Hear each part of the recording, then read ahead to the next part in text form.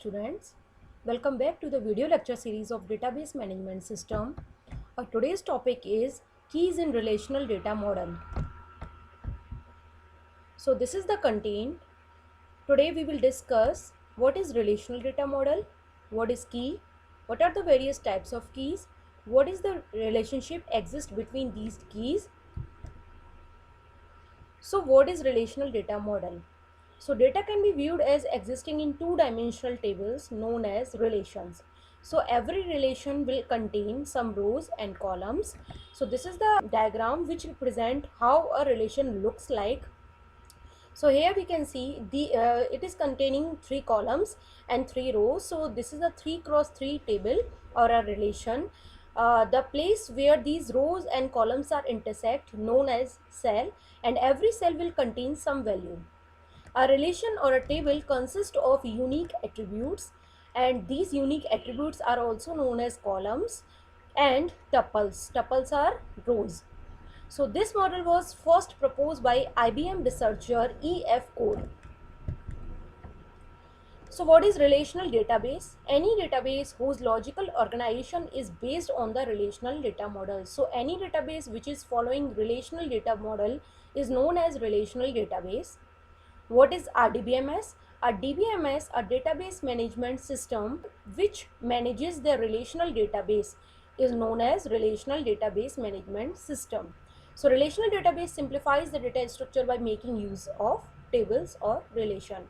So here you can see the proper example. This is the customer table, and in this customer table we are having 3 columns: customer ID, loan number, amount in dollars. So here we can see there are 3 attributes. Attributes are also known as columns or fields, and we can see here 4 tuples are there. Every tuple is unique, and these tuples are also known as, other name for the tuple is rows and records. Number of attributes present in the table are known as degree of a relation. Number of tuples present in the relation or records present in the relation is known as cardinality of that relation. So this is a very important concept. What is null values? Sometimes the values to be inserted into the particular cell may be unknown, or it may have no value. So what happened? Sometimes there are some cells for which we don't know what need to be put. So that is being represented with the help of null. Null is not same as zero, blank or empty string. So let's move forward. What is key in a relation? So just like we have a key for a lock, and every key is unique for its lock, in the same way for every entity there is a unique key. So what is basically a key? A unique value for an entity.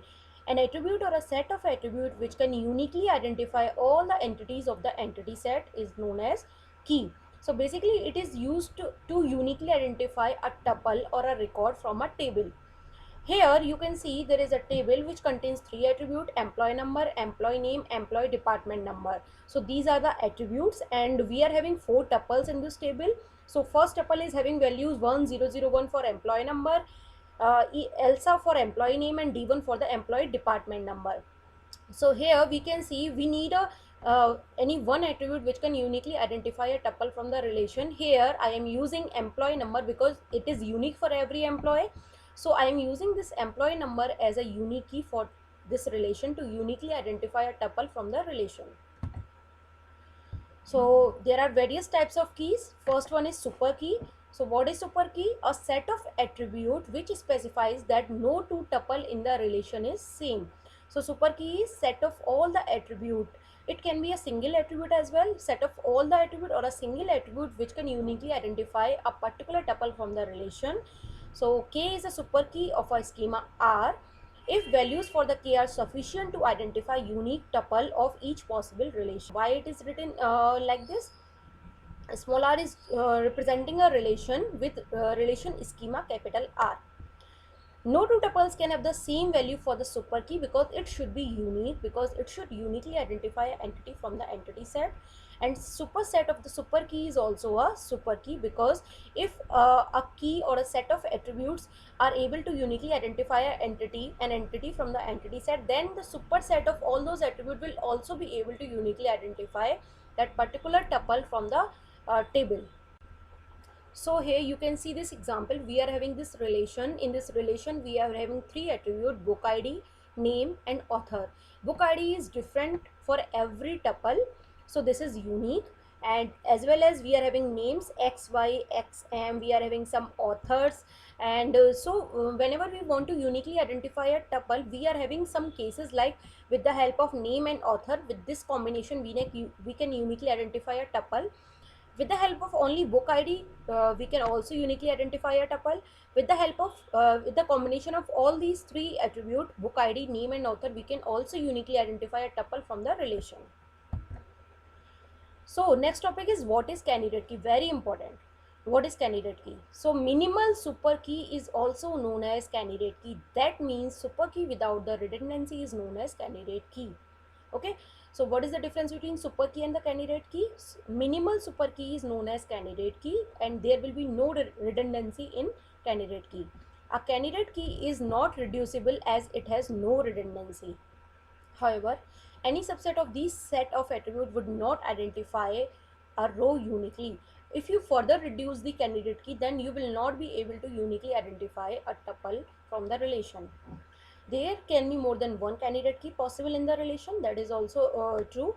Overlapping candidate key. Two candidate key overlap if they involve any attribute in the common. Okay, there can be more than one candidate key. So if two or more candidate keys are sharing some common attribute, so those two candidate keys are known as overlapping candidate keys. So let's look at the example. We are having book id, name, author. This is the same table which we have discussed in previous example. If I want to find out what is the candidate key, as I have all the super keys, so what is the candidate key? Minimal super key. So whenever we gonna reduce the super key, we will find out set of attribute which cannot be reduced further to uniquely identify a tuple. That set of attribute or a attribute is known as candidate key. So we can have this book id alone, because this book id alone is able to find out these tuple uniquely from this table. So book id is a candidate key, and the combination of name and author is also a candidate key. So the important thing to be noted here is book id, name and author. The combination of all three would not be a candidate key, but definitely it's a super key, but it is not a candidate key because candidate key should be minimal. Okay, so minimal super key is known as candidate key, and you cannot further reduce the candidate key to uniquely identify any tuple. So what is key attribute and non-key attribute? Key attribute are those attributes which are the part of candidate key, and non-key attribute are those attributes which are not the part of the candidate key. So next one is what is primary key? It is the responsibility of database designer. He will select, depending upon the application, any one key as a primary key from the given candidate keys. So during the creation of the table, the database designer chooses one of the candidate key amongst the several available to uniquely identify a row in the given table. So that one key which is being selected from all the given candidate key by the database designer, that is known as primary key. The candidate key that is chosen to perform the identification task is called the primary key. So what is composite primary key? A primary key which is the combination of more than one attribute. If the primary key is having only one attribute, then that is not composite primary key. Primary key will be composite if it is having so many attributes. Okay, more than one attribute. So every tuple must have by definition a unique value for its primary key. So whenever you are going to design an application and you need to select a key as a primary key, there are some important points to be noted. First one, give preference to the numerical column, give preference to single attribute, and give preference to minimal composite key.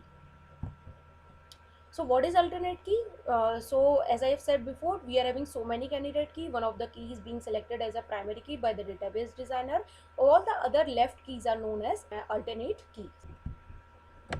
So this is the example. We are having this given schema. We are having this trainee relation, and it is containing some attribute like employee number, first name, last name, email and phone number. So there are some assumption like employee number for each trainee is different, email for each trainee is different, that is unique, phone number for each trainee is different, combination of first name, last name for each trainee is different. So what will be the candidate key? Candidate key will be the one which can uniquely identify all the tuples. So we need to uniquely identify every trainee from this relation. So here candidate key will be employee number alone can be a candidate key because it can uniquely identify email, phone number and the combination of first name and last name as given in the assumption. So what can be the primary key? Any key which you want to select from the candidate key as a primary key. If you are selecting employee number, depending upon all the criteria which I have given here, that you should select numerical key, single attribute, minimal composite key. On the basis of that, I have selected employee number, and all the remaining keys are known as alternate key.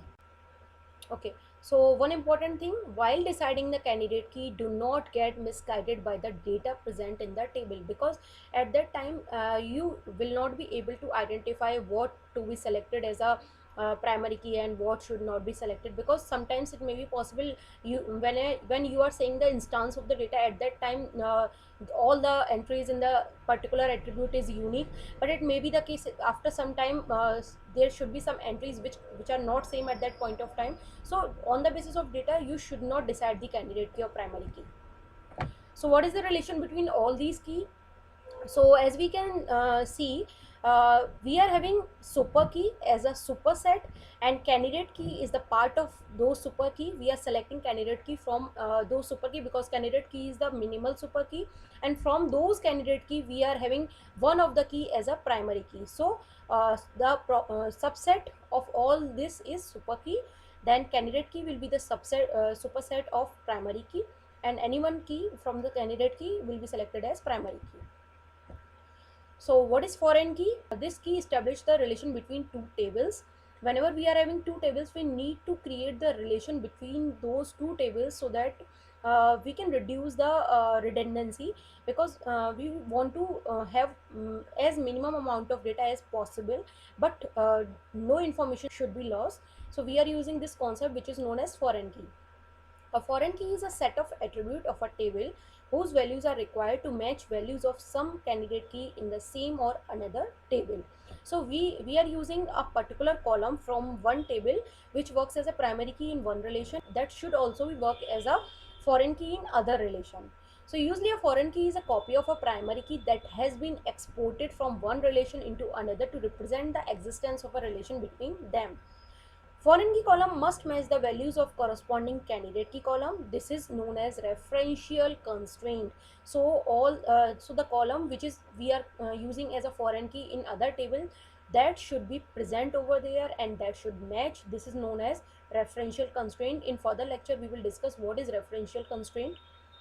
A table which has a foreign key referring to its own candidate key is known as self-referencing table.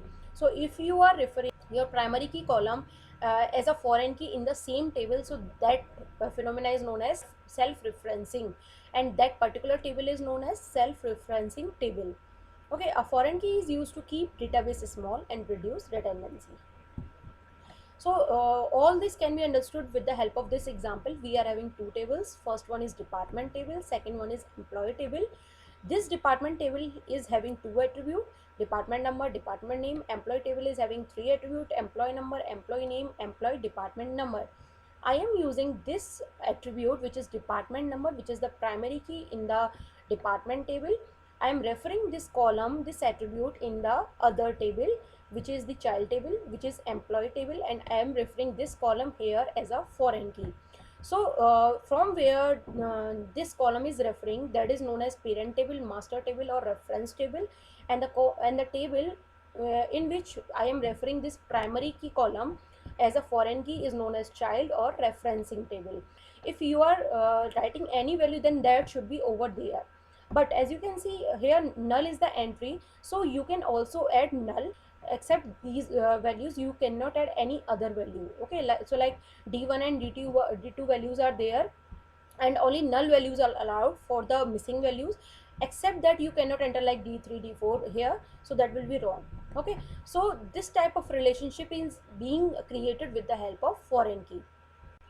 So the important points are: to enter the data in the child table, corresponding data must be present in the master table, or null is the default entry in the child table in the referenced column. Okay, that means foreign key column. Foreign key values do not usually have to be unique. So here you can see in foreign key the values are repeated, but in primary key values should be unique. A foreign key can also be null, so it can be null as well. So in this lecture we have discussed what is relational data model, what is key attribute, what are the non-key attribute, how to differentiate both of them, and what are the types of keys, and how can we establish a relation between all these keys. So I hope you got it, and thank you so much for your patience. Keep connecting.